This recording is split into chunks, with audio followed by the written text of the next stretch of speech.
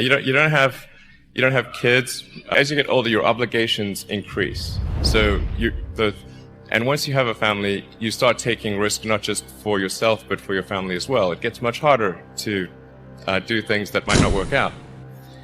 So now is the time to do that before you have those obligations. So I would encourage you to take risks now. Do something bold. You won't regret it.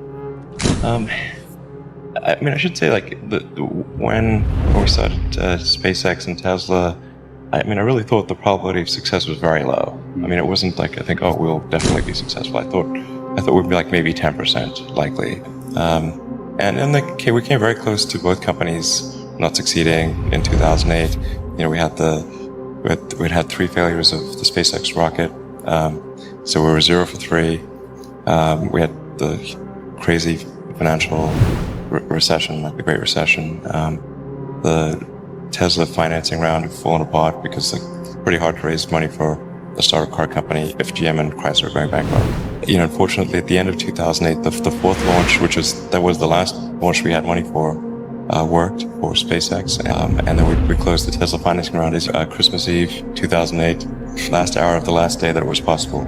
Neil Armstrong, Gene Cernan have both testified against commercial spaceflight in the way that you're developing it, and I wonder what you think of that.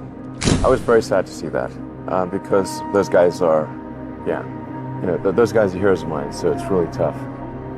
I wish they would come and visit and see the hardware that we're doing here, and I think that would change their mind. They inspired you to do this, didn't they? Yes.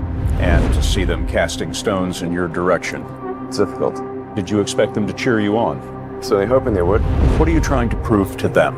What I'm trying to do is to make a significant difference in spaceflight and help make spaceflight accessible to almost anyone. And I would hope for as much support in that direction as we can receive.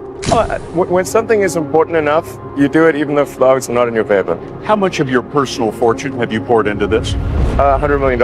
$100 million into something that you did not believe would work at the beginning. Yes. Critics say you can't do this. Your answer to them is, we've done it. He's done it in partnership with NASA, which has given SpaceX technical advice and a contract worth up to $1.6 billion. It's kind of amazing that this window of opportunity is open for life to go beyond Earth.